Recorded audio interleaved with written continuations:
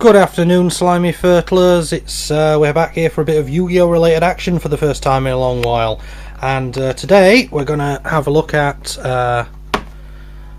Link Strike, the newest starter deck. And fortunately, in case I fuck this up, I've got 3 of them, because it always makes sense to get 3 of the latest starter deck.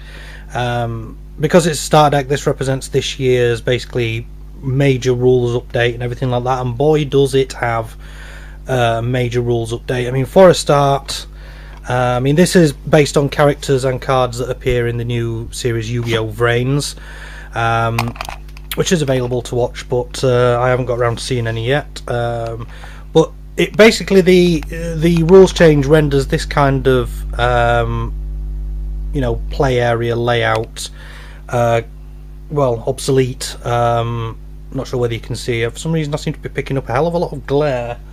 Just hang on, let me try and darken it down a little bit. There we go, that's a lot better. Yep, you can see there now. So yeah, the as before, when we had the introduction of the pendulum monsters and pendulum zones, they're gone. There will be a playmat in here, I would have thought. There's probably a playmat, there usually is, but yeah, we'll see the new layout of the playmat as and when I open the packets, and we'll see. It's not really much by way of major change, but it certainly changes the way that the game is being played at the minute. So, like I say, I've got 3. I'm only going to open 1 because all the contents will be the same. Got this from my local gaming store who was offering a deal, and got that because the deal was better than buying them individually. Like I say, when you get a new starter deck in, or this year's starter deck, you're always best off buying 3, because this is basically the starter of deck building for this year because of the way the cards are in. But we'll discuss that as we go on. So because I haven't got anywhere to put this camera and at the new place, I haven't got anywhere I can balance the camera so that you can see. I might try. I need something high. But nope, nowhere I can put. Anyway, let me just see if I can balance it here so that you can see what's going on. Angle it down as far as I can. No.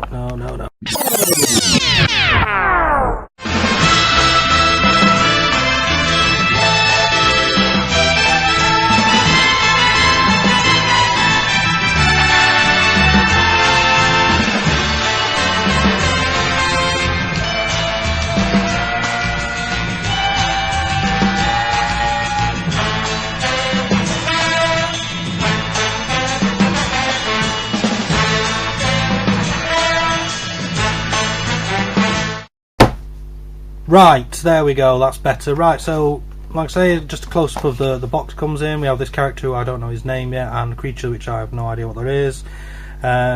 Yu-Gi-Oh! Starter deck Link Strike, introducing the new Link monsters. On the back is a card list and everything, which also has a picture of the new sort of playmat layout, which I'm hoping there is a playmat in here just to demonstrate. So let's pop it open. One of the things is there, it's a new way to duel. It's not really, it's just the same kind of thing, it's just that they've changed the gameplay mechanic. I'll discuss that when we sort of get to it, but fucking open, you twat. Open, there we go, and there's the book and the new mat, and right at the bottom we have the cards, but can only just get to the, oh fuck it. There, that's the contents of the box. Pack of cards in the cellophane wrapper, which I'm probably going to struggle getting out. The rule book, which explains the major changes to this year's rules, and the playmat. So let's have a look at the playmat first, so I can show you how the game area layout has changed. Right then. One of the things that they've identified, and I think a lot of players have identified, was that the game was becoming far too dependent on the contents of the extra deck, and the addition of pendulum creatures and pendulum summoning kind of made it so that the game was being played so ridiculously fast, with that many things happening in one turn, that the game was. It was starting to get to the point where it wasn't really worth playing, because people would sit down, there'd be like 1 or 2 or 3 turns, and that's it, game was over. So they've changed the they've changed the game. Now, one of the change, well, first change is obviously the pendulum zones. Now, the pendulum zones are down here in your spell and trap area. There are 3 standard spell and trap areas which you can put your spells and traps in, and then there are these 2 at the end, pendulum areas. Now, what happens with these is these classed as normal spell or trap areas. Yep, normal spell or trap zones, unless you put a pendulum creature in there, at which point they become a pendulum creature. And the same rule applies, that you can use when you've got the pendulum scale creatures in place, you can still pendulum some creatures. However, the other new mechanic kind of makes that difficult. Well, it's not a case of making it difficult, it just limits your options. And the standard main creature areas, 5 of them, that you can put here, face down, face up, face down, attack position, defense position. You've got your graveyard area, you've got the deck area. I'm left-handed, so my deck area always ends up being over here. You've got an area for your extra deck, an area for field spells, and then up here we've got these 2 half cards, and it says extra monster zone on it. This is what changes the game's mechanic, because now any cards that are summoned from the extra deck go here. They don't go here when they're summoned for the first time. If you summon one, put it in the extra deck zone or the extra creature zone, and then it gets killed, goes to the graveyard, and you fetch it back from the graveyard somehow, you can put it here. You don't have to put it there. But any creature that comes from here goes here. Now, at the beginning of the game, both of these spots are empty. They don't belong to anybody, but the first person to put a creature from their extra deck out chooses which one to put it in. And so I choose creature, I bring it out, and I put it there. So that means then that this area is not available to me, but it is available to the other player. So that's where all things, doesn't matter whether they're fusion, XEs, synchro, whatever, they go there regardless. And then you can, like I say, if they end up in the graveyard, if you can fetch them back somehow, you then can put them in one of these if you've got one available. Right then, so that's the kind of main thing. I'll try and show you as best I can how it works as we look at the cards. So we'll just switch back to this view, and we'll pop open the cellophane. So I'm not sure if I know any of these cards that are going to be in here. I think if I can find out how to get in, find the little tab that you have to pull to get in. It's here somewhere. There it is. I'll just pop the cellophane off. Right. Before we go any further, what I will do is I will find. There it is. There's 1. There's 2. There's 3. Yep, there are 3. Right. Well, before we go on, I will show you these. Now, this is the root cause of the major change in the new format. These creatures. These are link creatures or link monsters, and they can only be summoned to your extra monster zone, but they go in your deck.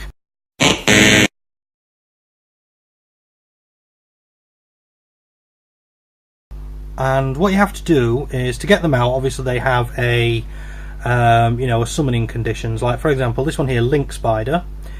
To summon it, it costs 1 normal monster, and then it says once per turn you can special summon 1 level 4 or lower normal monster from your hand to your zone this card points to. Now, if you notice around the edge, there are arrows, and what it is this one has a red arrow pointing down. So if it was in this extra monster zone, it points down. That means then, once this points down, I can then summon something from my extra deck to this monster zone, but only this monster zone.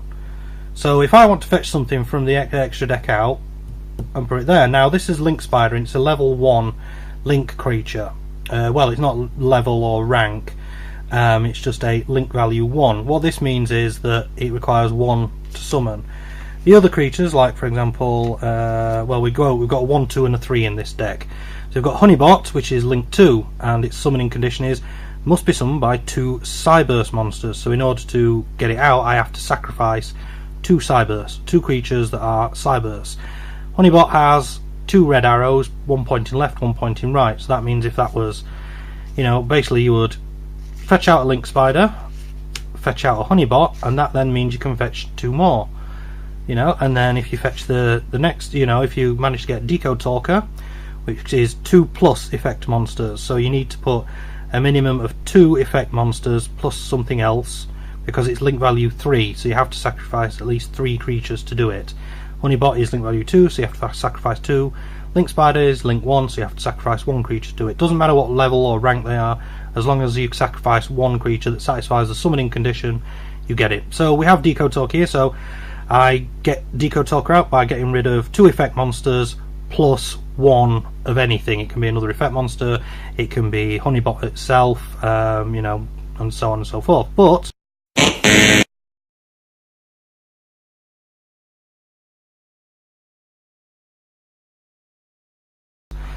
means that I can summon Decode Talker into that position because her arrow points that way, so I could summon it at this side if I wanted, but it would sort of waste his effect, and his effect's going to be wasted by summoning him here there, because his arrow, 1 arrow points down here, 1 arrow points down here, and 1 arrow points up there. There are no zones there, so in effect summoning him like this is a waste. However, to get him out, I could have sacrificed Link Spider and Honeybot and something else,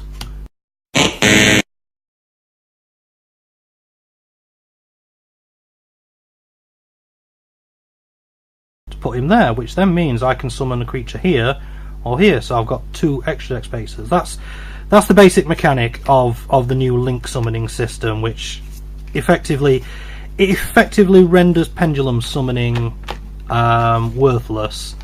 Xyz, Synchro, Fusion still doable, but not as good as they were. Ritual summoning also quite difficult, but those are 3 cards. They all have special effects, like Link Spider allows you to summon a level 4 or lower monster immediately from your hand to its space, so you could use that for summoning. Honeybot, 2 Cyberburst monsters. Neither player can target monsters that this card points to with card effects, and those monsters cannot be destroyed by battle, so that's not bad. That's not bad at all. Decode Talker, which is supposedly, well, it's the best link creature that there is so far. 2 plus effect monsters. Card gains 500 attack for each monster it points to. When your opponent activates a card or effect that targets a card you control, quick effect, tribute 1 monster that this card points to negate the activation and destroy that card. That is a pretty good effect, and that's why it's the sort of, you know, gold secret rare kind of thing. So that's the link creatures out the way. We've got the rest of the deck here, so it's got, as usual with starter decks, it's got a, we'll swivel you around here so that it's a bit more comfortable for me to thing, and you're now pointing at the thing of the laptop, but it doesn't matter because I'm just going to put my arms around. There we go. So we've got here is Ram Clouder, one of the new creatures, never seen this before. One of the new archetypes that's been introduced in this set is Cybursts, which are, you know, sort of machine cyborg creatures. Cyburst. Level 4 effect, you contribute 1 monster to target a Cyburst monster in your graveyard. They've started putting graveyard as GY now, so that's a terms used change that's there. So basically, tribute a monster, target a Cyburst in your graveyard, special summon it. You can only use the effect of Ram Clouder once per turn. That can be quite useful for fetching back a Honeybot. You know, putting a Honeybot into your main monster zone and then using its effect to special summon 2 creatures is not too bad.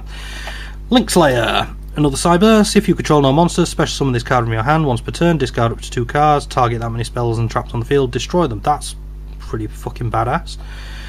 Bitron, just a normal creature, level 2, Draconet, Cyburst. When this card is normal summon, special summon a level 2 or lower normal monster from your deck in defense position, like this. Galaxy Serpent, just a Dragon Tuner normal. Mystery Shell Dragon, seen that one before. Beast King Barbaros, seen that before. Beast Warrior. Cyber Dragon, yay, Cyber Dragons. Photon Thrasher, Warrior. This card cannot be normal summon set, must be special summoned from your hand while you control no monsters. Cannot attack if you control any other monsters. So that's not bad, that's the first turn. Pretty similar to Cyber Dragon, except your opponent doesn't need to control any creatures, so they both have the same attack. So they're not bad to get in your first hand. Xarion Universe, Battle Warrior, during your battle step, if this card attacks defense position, this card loses exactly 400. If it does, it will inflict piercing battle damage, these effects. So, yeah, it's not too bad. Evil Swarm, yeah. Marauding Captain's a pretty cool card. Sangan's back. Yeah, I forgot Sangan's not banned anymore. Kree Bandit, non-shiny. I can remember getting a shiny Kree Bandit out of Dragons of Legend 1 and flogging it for large amounts of money. Marshmallow, one of my favourite cards. Card which is awesome. Light Swan, blech. Battle Fader, Swift Scarecrow, Effect Veiler, awesome. Cynet Universe, which is obviously a backup card for Cyberse creatures. Monster Incarnation, Black Hole, MST, Book of Moon, awesome card. Forbidden Lands, United We Stand is fucking ace. Pot of Duality, Burden of the Mighty, which is pretty badass. Supply Squad's not too bad. Terraforming's okay. Now we'll move on to the traps. Jar of Avarice, target of all kinds of games, draw off draw a card. That's not bad. Call the Haunted, Mirror Force is always gorgeous. Torrential Tribute, that's awesome. Ring of Destruction, always awesome. Fucking the fiery, chilly arsehole of death. Bottomless Trap Hole is awesome. Compulse, awesome. Fiendish Change, fucking ace. About time that turned up in a general thing. That's just pissed a lot of people off who were trying to keep them for selling. Dark Bribe, that's not too bad. Dark Bribe, what do you think? Let them draw a card and you negate it. Yeah, it's not bad. So yeah, for a new kind of game effect and everything like that, this link summoning could be a good thing. Pendulum, like I said there before with Pendulum card, with Pendulum summoning and stuff like that, it wasn't bad. It's just that it basically got no fun to play. What they call it, clip arts and stuff like that, especially, were just boring to play against. Being as that, the first turn you could have loads and loads of clip arts out, all of which had really ridiculously massive attack values, and it basically put you on the fucking back foot no matter what you were doing. And there was basically little to no strategy left in the game other than get lots of stuff out and attack as quickly as possible, which meant a lot of decks became boring to play against and stuff like that. But hopefully this new, this new this new mechanic and this new way of playing will refresh the game. It will piss off quite a lot of people. Basically like Clipart decks, Ignites, Tellarknights, all stuff like that require the entire deck is based around quickly summoning loads and loads of creatures and quickly synchroing in and Xyzing in, which means my Raid Raptors deck will be nerfed as well. But there is a new booster set coming out which further expands on this, so at the moment these are the only real sort of new cards that you can play with. I've already had quite a few ideas about integrating this stuff into my Magician's deck. I'm just waiting for some, see if there's any Dark Spellcaster Link creatures turn up, and hopefully they will be useful. Because it's like I say, I'm going to stick with my Magician's deck because it's taken me years to build it, and I like it. I'm not just going to go for the fashionable the fashionable decks, because I like to just play different. I don't like to just play the same way as everybody else, because that just gets boring.